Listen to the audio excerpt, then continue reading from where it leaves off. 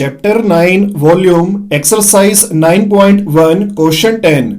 How many bricks of size 24 centimeter long, 12 centimeter wide, and 8 centimeter thick are required for making a wall of 12 meter long, 3 meter high, and 24 centimeter thick? पहला statement ਨੂੰ ਸਮਝ ਲੈਣੇ ਹਾਂ ਵੀ ਸਾਨੂੰ ਕਿਹਾ ਕੀ ਗਿਆ ਹੈ। ਸਾਨੂੰ ਗਿਵਨ ਕੀ ਹੈ ਵੀ ਇਸ ਕੁਐਸਚਨ ਦੇ ਵਿੱਚ ਸਾਨੂੰ ਕਿਹੜੀ ਨਿਊਮੈਰੀਕਲ ਵੈਲਿਊਜ਼ ਗਿਵਨ ਨੇ ਤੇ ਅਸੀਂ ਇਸ ਕੁਐਸਚਨ ਦੇ ਵਿੱਚ ਫਾਈਂਡ ਆਊਟ ਕੀ ਕਰਨਾ ਹੈ ਵੀ ਇਸ ਕੁਐਸਚਨ ਦੇ ਵਿੱਚ ਅਸੀਂ ਕਿਹੜੀ ਚੀਜ਼ ਜੋ ਹੈ ਉਹ ਕੱਢਣੀ ਹੈ ਫਾਈਂਡ ਆਊਟ ਕਰਨੀ ਹੈ। ਹਾਂਜੀ, ਇਹ ਜੋ ਪਹਿਲੀ ਲਾਈਨ ਦੇ ਵਿੱਚ ਮੈਂਸ਼ਨ ਕੀਤਾ ਗਿਆ ਹੈ how many BRICS the meaning ਇਹ ਹੁੰਦਾ ਹੈ ਵੀ ਸਾਨੂੰ ਜੋ ਹੈ ਬ੍ਰਿਕਸ ਜੋ ਹੈ ਉਹ ਫਾਈਂਡ ਆਊਟ ਕਰਨੀਆਂ ਨੇ। ਬ੍ਰਿਕਸ ਦਾ ਮੀਨਿੰਗ ਕੀ ਹੈ ਇੱਟਾਂ, ਤੇ ਸਾਨੂੰ ਜੋ ਹੈ ਇੱਟਾਂ ਦਾ ਜੋ ਹੈ ਨੰਬਰ ਯਾਨੀ ਕਿ number of bricks find out ਕਰਨੀਆਂ ਨੇ ਇਸ ਕੁਐਸਚਨ ਦੇ ਵਿੱਚ। ਹੁਣ ਸਾਨੂੰ ਜੋ ਹੈ ਇੱਕ ਜੋ ਬ੍ਰਿਕ ਹੈ ਯਾਨੀ ਕਿ ਇੱਕ ਜੋ ਇੱਟ ਹੈ ਉਸ ਦੇ ਡਾਇਮੈਂਸ਼ਨਸ ਤੋਂ ਭਾਵ ਕੀ ਹੈ ਲੈਂਥ, ਬ੍ਰੈਡਥ ਅਤੇ ਹਾਈਟ ਇਹ ਜੋ ਹੈ ਦੇ ਰੱਖੇ ਨੇ।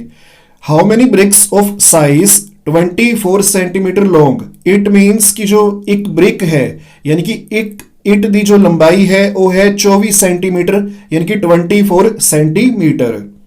ਇਸ ਤੋਂ ਬਾਅਦ ਅੱਗੇ ਕੀ ਕਿਹਾ ਹੈ 12 ਸੈਂਟੀਮੀਟਰ ਵਾਈਡ, ਵੀ ਜੋ ਇੱਕ ਇੱਟ ਹੈ ਉਸ ਦੀ ਜੋ ਬ੍ਰੈਡਥ ਹੈ ਉਹ ਜੋ ਹੈ 12 ਸੈਂਟੀਮੀਟਰ ਹੈ ਐਂਡ 8 ਸੈਂਟੀਮੀਟਰ ਥਿਕ। ਇੱਥੇ ਜੋ ਥਿਕ ਵਰਡ ਯੂਜ਼ ਹੋਇਆ ਹੈ, ਥਿਕ ਦਾ ਮੀਨਿੰਗ ਹੁੰਦਾ ਹੈ ਜੀ ਮੋਟਾਈ, ਤੇ ਕਿਉਂਕਿ ਅਸੀਂ ਇੱਥੇ ਹੁਣ ਇੱਕ ਇੱਟ ਦੀ ਗੱਲ ਕਰ ਰਹੇ ਹਾਂ ਤਾਂ ਇੱਥੇ ਜੋ ਥਿਕਨੈਸ ਹੈ ਜਾਂ ਮੋਟਾਈ ਹੈ ਉਸ ਨੂੰ ਅਸੀਂ ਹਾਈਟ ਕਾਊਂਟ ਕਰ ਸਕਦੇ ਹਾਂ ਇੱਟ ਦੀ ਜਾਂ ਫਿਰ ਬ੍ਰਿਕ ਦੀ। ਤਾਂ ਜੋ ਬ੍ਰਿਕ ਹੈ ਜਾਂ ਜੋ ਇੱਟ ਹੈ ਉਸ ਦੀ ਜੋ ਹਾਈਟ ਹੈ ਉਹ ਹੈ 8 ਸੈਂਟੀਮੀਟਰ ਯਾਨੀ ਕਿ 8 ਸੈਂਟੀਮੀਟਰ। ਹਾਂਜੀ, ਇਹ ਸਭ ਤਾਂ ਡਾਇਮੈਂਸ਼ਨਸ ਹੈਗੇ ਸੀ ਲੈਂਥ, ਬ੍ਰੈਡਥ ਅਤੇ ਹਾਈਟ ਇੱਟ ਦੇ ਯਾਨੀ ਕਿ ਬ੍ਰਿਕ ਦੇ। ਹੁਣ ਇਹਨਾਂ ਇੱਟਾਂ ਤੋਂ ਅਸੀਂ ਜੋ ਹੈ ਇੱਕ ਦੀਵਾਰ ਖੜੀ ਕਰਨੀ ਹੈ। ਉਹਨਾਂ ਨੇ ਕਿਹਾ ਹੈ for making a wall of ਕੀ ਹੁੰਦਾ ਹੈ, ਵॉल ਕੀ ਹੁੰਦਾ ਹੈ ਦੀਵਾਰ, ਠੀਕ ਹੈ, ਤੇ ਮੇਕਿੰਗ ਦਾ ਮੀਨਿੰਗ ਕੀ ਹੁੰਦਾ ਹੈ ਬਣਾਉਣਾ। For making a wall of 12 metre long, ਵੀ ਜੋ ਦੀਵਾਰ ਹੈ ਠੀਕ ਹੈ ਉਸ ਦੀ ਜੋ ਲੰਬਾਈ ਹੈ ਉਹ ਹੈ ਲੈਂਥ 12 ਮੀਟਰ ਯਾਨੀ ਕਿ 12 ਮੀਟਰ, ਤੇ ਜੋ ਹਾਈਟ ਹੈ ਦੀਵਾਰ ਦੀ ਉਹ ਹੈ 3 ਮੀਟਰ, ਤੇ ਜੋ ਥਿਕਨੈਸ ਹੈ ਜੋ ਮੋਟਾਈ ਹੈ ਵॉल ਦੀ ਦੀਵਾਰ ਦੀ ਉਹ ਹੈ 24 ਸੈਂਟੀਮੀਟਰ। ਇੱਥੇ ਇੱਕ ਗੱਲ ਦਾ ਧਿਆਨ ਤੁਸੀਂ ਜੋ ਹੈ ਰੱਖਣਾ ਹੈ ਕਿ ਜੋ ਵॉल ਦੀ ਜੋ ਲੰਬਾਈ ਤੇ ਹਾਈਟ ਹੈ ਠੀਕ ਹੈ, ਵॉल ਦੀ ਜੋ ਲੈਂਥ ਹੈ ਤੇ ਜੋ ਹਾਈਟ ਹੈ ਉਹ ਸਾਨੂੰ ਮੀਟਰ ਦੇ ਵਿੱਚ ਗਿਵਨ ਨੇ। ਦੇਖੋ 12 ਦੇ ਨਾਲ ਤੇ 3 ਦੇ ਨਾਲ m ਲਿਖਿਆ ਹੋਇਆ ਹੈ, ਸਮਾਲ m, ਇਹਦਾ ਮੀਨਿੰਗ ਹੁੰਦਾ ਹੈ ਮੀਟਰ, ਤੇ ਜੋ ਥਿਕਨੈਸ ਹੈ ਜੋ ਥਿਕ ਹੈ ਦੀਵਾਰ ਵॉल ਉਹ ਜੋ ਹੈ ਸੈਂਟੀਮੀਟਰ ਦੇ ਵਿੱਚ ਗਿਵਨ ਹੈ 24 ਯਾਨੀ ਕਿ 24 ਸੈਂਟੀਮੀਟਰ। ਇੱਥੇ ਸਾਨੂੰ ਕਨਵਰਸ਼ਨ ਕਰਨਾ ਪਏਗਾ, ਮੀਟਰ ਨੂੰ ਜੋ ਹੈ ਸੈਂਟੀਮੀਟਰ ਦੇ ਵਿੱਚ ਕਨਵਰਟ ਕਰਨਾ ਪਏਗਾ, ਨਹੀਂ ਤਾਂ ਫਿਰ ਸਾਡਾ ਆਨਸਰ ਜੋ ਹੈ ਗਲਤ ਆਊਗਾ। ਹਾਂਜੀ, ਕੁਐਸਚਨ ਤੁਹਾਨੂੰ ਮੇਰੇ ਖਿਆਲ ਤੋਂ ਸਮਝ ਆ ਗਿਆ ਹੋਣਾ ਹੈ ਵੀ ਸਾਨੂੰ ਜੋ ਹੈ ਇੱਕ ਦੀਵਾਰ ਜੋ ਹੈ ਖੜੀ ਕਰਨੀ ਹੈ, ਬਣਾਣੀ ਹੈ, ਜਿਸ ਦੀ ਜੋ ਲੈਂਥ ਹੈ ਉਹ 12 ਮੀਟਰ ਹੈ, ਉसी दीवार की हाइट जो है वो 3 मीटर है, तो जो मोटाई है वो जो है 24 सेंटीमीटर है। तो इहदे वास्ते किनियां इट्टां दा इस्तेमाल होएगा, तो सानू जो है एक इट दे जो डायमेंशनस ने लेंथ, ब्रैड्थ, हाइट ये सानू दे रखे ने। जो इट की लंबाई है वो है 24 सेंटीमीटर, जो ब्रिक यानी कि इट की जो चौड़ाई है ब्रैड्थ है वो है 12 सेंटीमीटर, तो जो मोटाई है इट की या फिर जिसनों असीं हाइट भी कह सकते हाँ वो है 8 सेंटीमीटर। ਹੁਣ ਸਾਨੂੰ ਇੱਕ ਦੀਵਾਰ ਬਣਾਉਣੀ ਹੈ ਤੇ ਸਾਨੂੰ ਜੋ ਹੈ ਇਸ ਕੁਐਸਚਨ ਦੇ ਵਿੱਚ ਇਹ ਫਾਈਂਡ ਆਊਟ ਕਰਨਾ ਹੈ ਵੀ ਕਿੰਨੀਆਂ ਇੱਟਾਂ ਜੋ ਹੈ ਯਾਨੀ ਕਿ ਨੰਬਰ ਆਫ ਬ੍ਰਿਕਸ ਉਸ ਦੀਵਾਰ ਨੂੰ ਬਣਾਉਣ ਦੇ ਵਾਸਤੇ ਯੂਜ਼ ਹੋਣਗੀਆਂ। How many BRICS the meaning ਇਹ ਹੈ ਵੀ ਸਾਨੂੰ ਨੰਬਰ ਆਫ ਬ੍ਰਿਕਸ ਯਾਨੀ ਕਿ ਜੋ ਇੱਟਾਂ ਇਸਤੇਮਾਲ ਹੋਣਗੀਆਂ ਉਹਨਾਂ ਦਾ ਨੰਬਰ ਜੋ ਹੈ ਫਾਈਂਡ ਆਊਟ ਕਰਨਾ ਹੈ ਦੀਵਾਰ ਯਾਨੀ ਕਿ ਵॉल ਨੂੰ ਬਣਾਉਣ ਵਾਸਤੇ। सानू जो है दीवार के डायमेंशनस जो वॉल है उसकी लेंथ, ब्रैड्थ, हाइट गिवन है, तो जो एक ब्रिक है यानी कि जो एक इट है उसके जो डायमेंशनस ने लेंथ, ब्रैड्थ ਅਤੇ ਹਾਈਟ ਉਹ ਜੋ ਹੈ ਗਿਵਨ ਨੇ। ਹੁਣ ਅਸੀਂ ਕਰਨਾ ਕੀ ਹੈ ਇਸ ਕੁਐਸਚਨ ਦੇ ਵਿੱਚ, ਦੇਖੋ ਅਸੀਂ ਵੋਲਿਊਮ ਆਫ ਵॉल ਨਿਕਾਲਾਂਗੇ ਯਾਨੀ ਕਿ ਦੀਵਾਰ ਦੀ ਜੋ ਵੋਲਿਊਮ ਹੈ ਉਹ ਜੋ ਹੈ ਅਸੀਂ ਫਾਈਂਡ ਆਊਟ ਕਰਾਂਗੇ, ਤੇ ਜੋ ਬ੍ਰਿਕ ਹੈ ਯਾਨੀ ਕਿ ਜੋ ਇਟ ਹੈ ਉਸ ਦੀ ਜੋ ਵੋਲਿਊਮ ਹੈ ਉਹ ਜੋ ਹੈ ਅਸੀਂ ਫਾਈਂਡ ਆਊਟ ਕਰਾਂਗੇ। ਤੇ ਜੋ ਵੋਲ ਦੀ ਜੋ ਯਾਨੀ ਕਿ ਦੀਵਾਰ ਦੀ ਜੋ ਵੋਲਿਊਮ ਆਏਗੀ ਉਸ ਨੂੰ ਇੱਕ ਇੱਟ ਦੀ ਵੋਲਿਊਮ ਦੇ ਨਾਲ ਡਿਵਾਈਡ ਕਰ ਦਾਂਗੇ ਤਾਂ ਸਾਡੇ ਕੋਲ ਆਨਸਰ ਜੋ ਹੈ ਯਾਨੀ ਕਿ ਨੰਬਰ ਆਫ ਬ੍ਰਿਕਸ ਜੋ ਉਸ ਦੀਵਾਰ ਨੂੰ ਬਣਾਉਣ ਵਾਸਤੇ ਜੋ ਇੱਟਾਂ ਇਸਤੇਮਾਲ ਹੋਣੀਆਂ ਨੇ ਉਹਨਾਂ ਦਾ ਨੰਬਰ ਜੋ ਹੈ ਸਾਡੇ ਕੋਲ ਆ ਜਾਊਗਾ। ਹਾਂਜੀ, ਸਟਾਰਟ ਕਰਦੇ ਹਾਂ ਜੀ ਕੁਐਸਚਨ ਨੂੰ।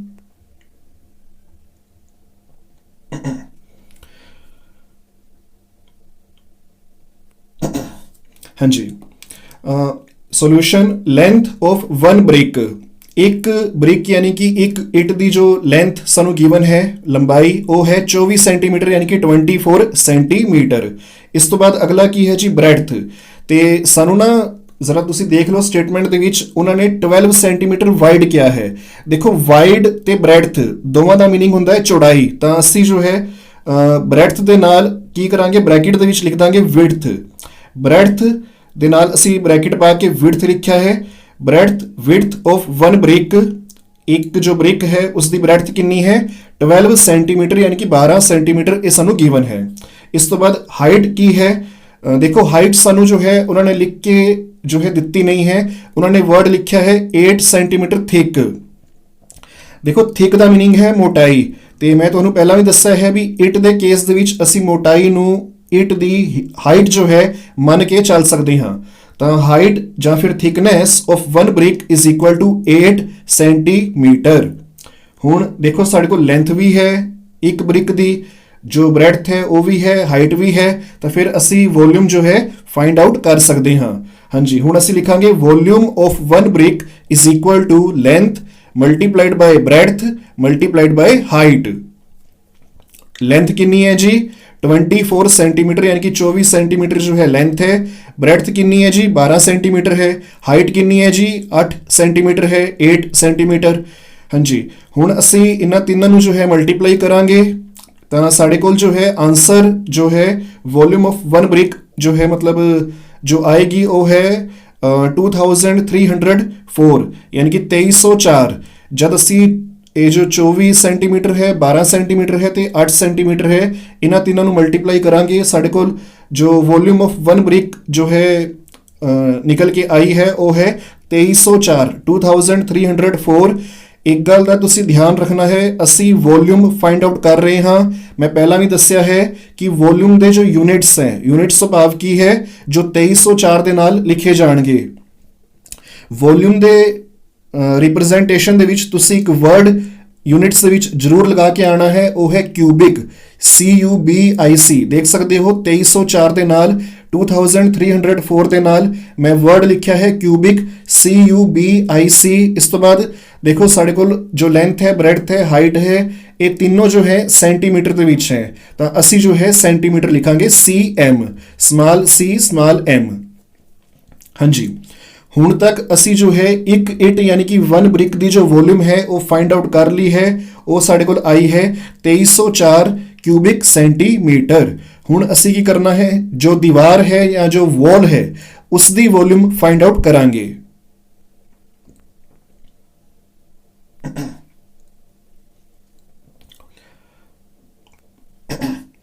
ਦੇਖੋ ਕਨਵਰਸ਼ਨ ਅਸੀਂ ਜੋ ਹੈ 6th ਚੈਪਟਰ ਦੇ ਵਿੱਚ ਮੇਜ਼ਰਮੈਂਟ ਵਾਲੇ ਚੈਪਟਰ ਦੇ ਵਿੱਚ ਸਮਝਿਆ ਸੀ ਤੇ ਤੁਹਾਨੂੰ ਯਾਦ ਹੋਏਗਾ 1 ਮੀਟਰ ਜੋ ਹੈ ਉਹ 100 ਸੈਂਟੀਮੀਟਰ ਦੇ ਇਕੁਅਲ ਹੁੰਦਾ ਹੈ।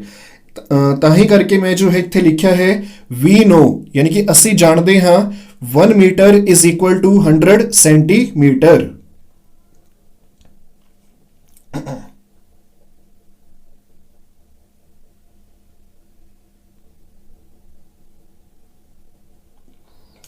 ਇਹ ਤੁਸੀਂ ਦੇਖ ਸਕਦੇ ਹੋ ਮੈਂ ਲਿਖਿਆ ਹੈ we know 1 metre is equal to 100 centimetre. ਇਹ ਜੋ ਹੈ ਤੁਸੀਂ ਜ਼ਰੂਰ ਲਿਖਣਾ ਹੈ ਕਿਉਂਕਿ ਅਸੀਂ ਨੀਚੇ ਜੋ ਹੈ 1 metre is equal to 100 centimetre ਦਾ ਯੂਜ਼ ਕਰਨਾ ਹੈ ਤੇ ਤਾਂ ਕਰਕੇ ਐਗਜ਼ਾਮੀਨਰ ਨੂੰ ਜਿਸਨੇ ਵੀ ਤੁਹਾਡਾ ਐਗਜ਼ਾਮ ਦੇ ਵਿੱਚ ਇਹ ਕੁਐਸਚਨ ਜੋ ਹੈ ਚੈੱਕ ਕਰਨਾ ਹੈ ਉਸ ਨੂੰ ਕਲੈਰੀਫਾਈ ਕਰਨਾ ਜ਼ਰੂਰੀ ਹੈ ਵੀ ਅਸੀਂ ਜੋ ਹੈ ਜਾਣਦੇ ਹਾਂ ਵੀ 1 ਮੀਟਰ ਜੋ ਹੈ 100 ਸੈਂਟੀਮੀਟਰ ਦੇ ਇਕੁਅਲ ਹੁੰਦਾ ਹੈ ਤੇ ਅੱਗੇ ਅਸੀਂ ਇਸ ਨੂੰ ਯੂਜ਼ ਕਰਾਂਗੇ।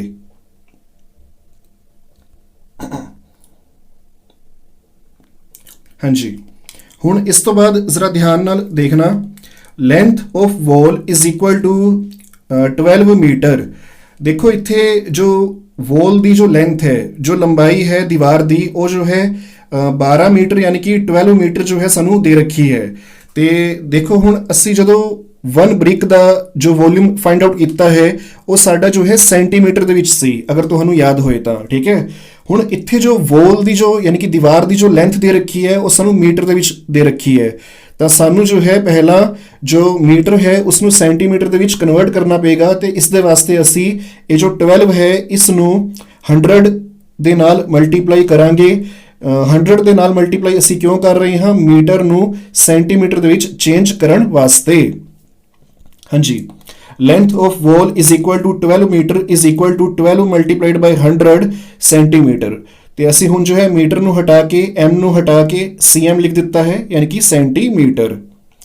ਤੇ ਦੇਖੋ ਜਰਾ ਇੱਥੇ ਧਿਆਨ ਨਾਲ, ਤੁਸੀਂ ਜੋ ਹੈ ਇਹ ਨਾ ਕਰਨਾ ਵੀ ਹੁਣ 100 ਨੂੰ ਜੋ ਹੈ 12 ਦੇ ਨਾਲ ਮਲਟੀਪਲਾਈ ਕਰਨਾ ਸਟਾਰਟ ਕਰ ਦਿਓ ਕਿੱਧਰ।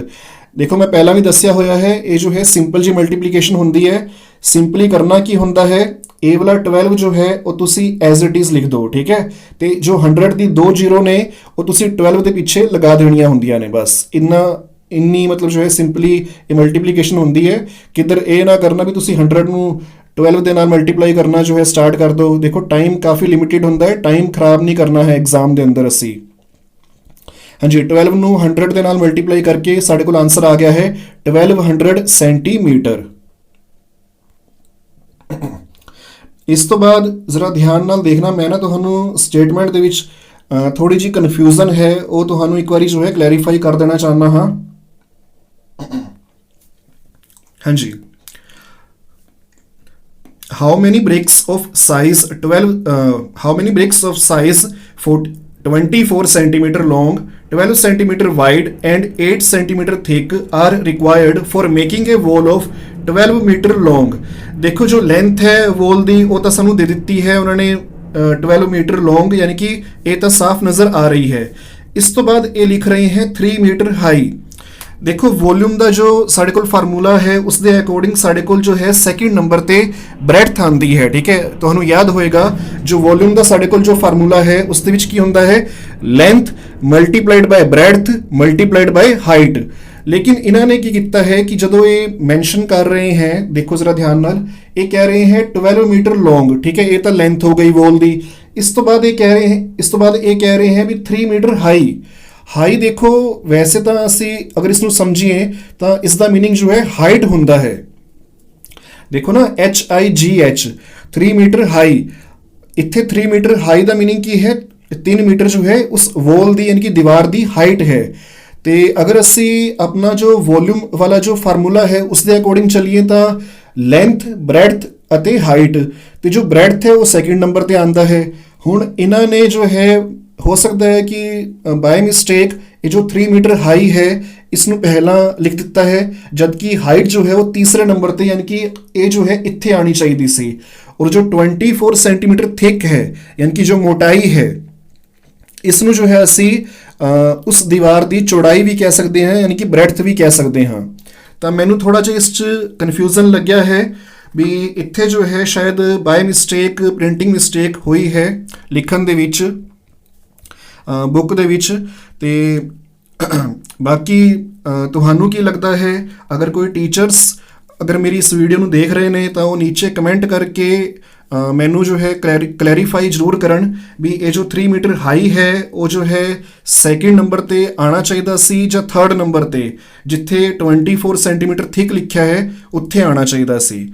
ਤੇ ਅਗਰ ਕੋਈ ਟੀਚਰ ਜੋ ਹੈ ਮੇਰੀ ਇਸ ਵੀਡੀਓ ਨੂੰ ਦੇਖ ਰਹੇ ਨੇ ਤਾਂ ਪਲੀਜ਼ ਇਸ ਚੀਜ਼ ਨੂੰ ਕਲੈਰੀਫਾਈ ਕਰਨ। ਬਟ ਮੇਰੇ ਅਕੋਰਡਿੰਗ ਜੋ 3 ਮੀਟਰ ਹਾਈ ਹੈ ਉਹ ਤੀਜੇ ਨੰਬਰ ਤੇ ਯਾਨੀ ਕਿ 24 ਸੈਂਟੀਮੀਟਰ ਥਿਕ ਦੀ ਜਗ੍ਹਾ ਤੇ ਆਉਣਾ ਚਾਹੀਦਾ ਹੈ, ਤੇ ਜੋ 24 ਸੈਂਟੀਮੀਟਰ ਥਿਕ ਹੈ ਉਹ ਦੂਜੇ ਨੰਬਰ ਤੇ ਯਾਨੀ ਕਿ 3 ਮੀਟਰ ਹਾਈ ਦੀ ਜਗ੍ਹਾ ਤੇ ਜੋ ਹੈ ਆਉਣਾ ਚਾਹੀਦਾ ਹੈ। ਚਲੋ ਅਸੀਂ ਆਪਣੇ ਕੁਐਸਚਨ ਨੂੰ ਵਾਪਸ ਆਉਂਦੇ ਹਾਂ ਜੀ। ਹਾਂਜੀ,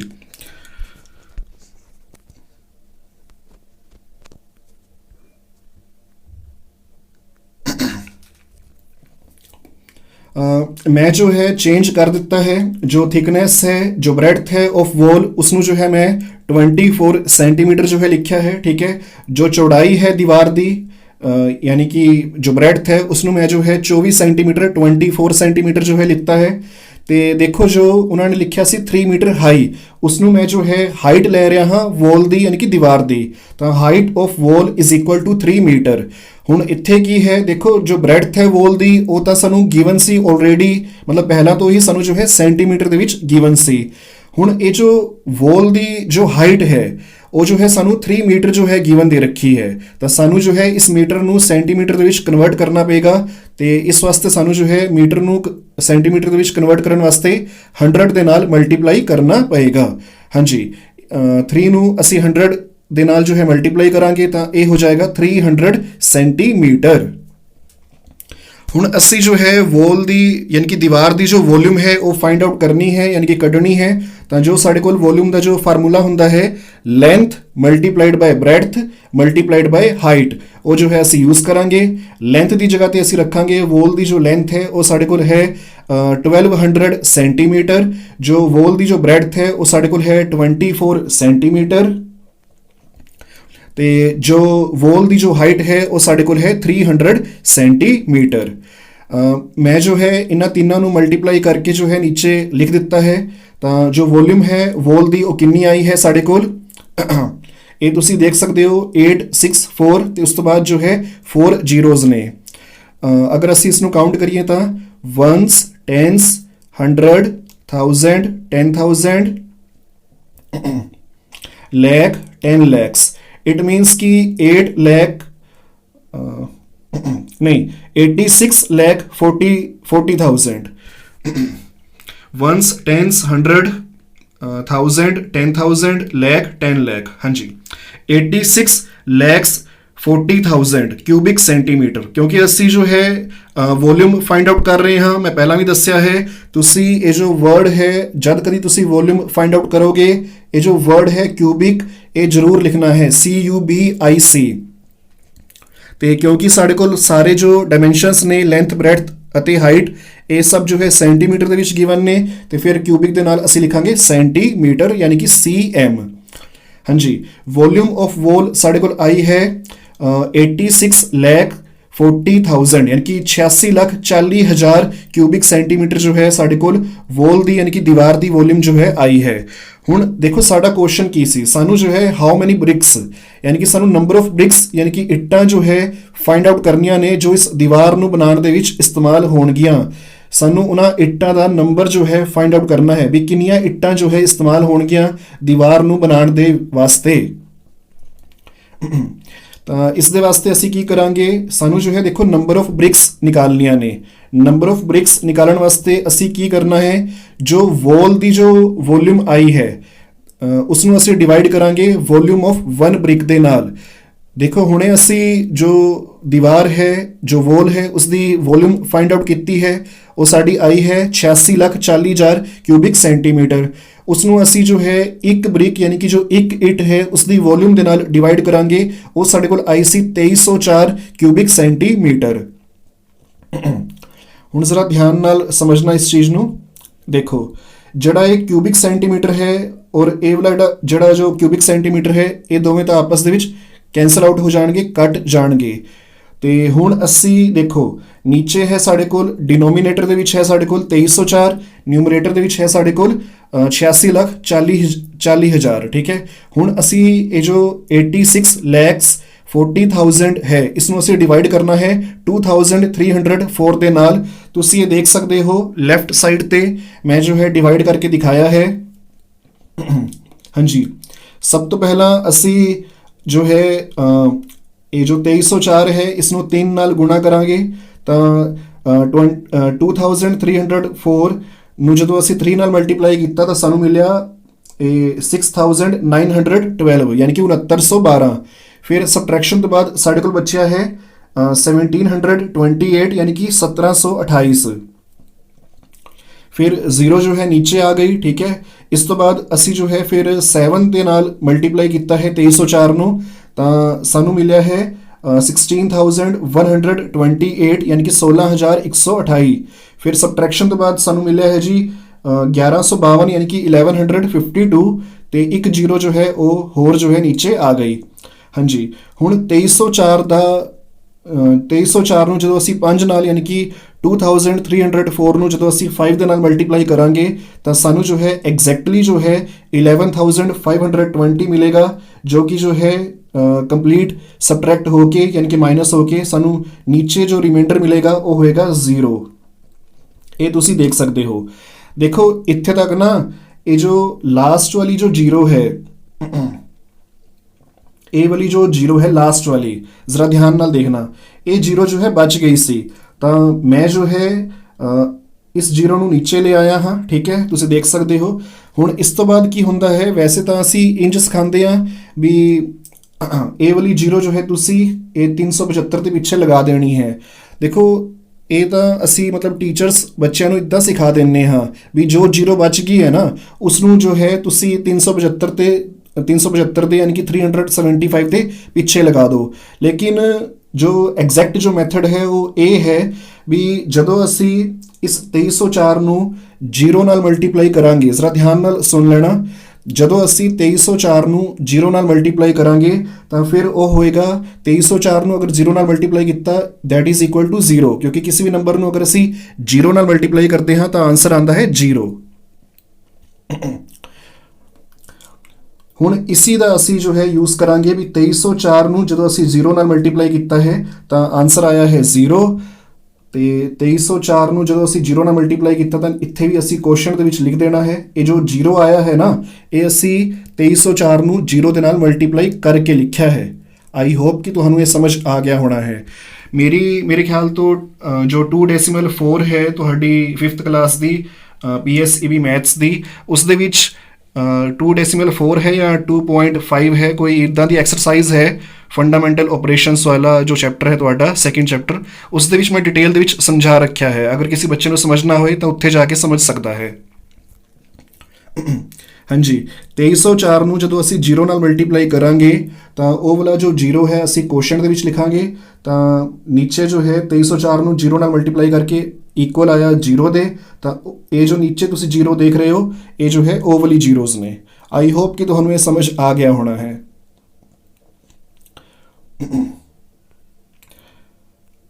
ਹਾਂਜੀ, ਹੁਣ ਸਬਟਰੈਕਸ਼ਨ ਤੋਂ ਬਾਅਦ ਨੀਚੇ ਜੋ ਆਨਸਰ ਹੈ ਉਹ ਜੋ ਹੈ 0 ਆਇਆ ਹੈ ਤੇ ਸਾਡਾ ਜੋ ਹੈ ਕੰਪਲੀਟ ਡਿਵਾਈਡ ਹੋ ਗਿਆ ਹੈ ਤੇ ਸਾਡਾ ਜੋ ਆਨਸਰ ਹੈ ਉਹ ਆਇਆ ਹੈ 3750।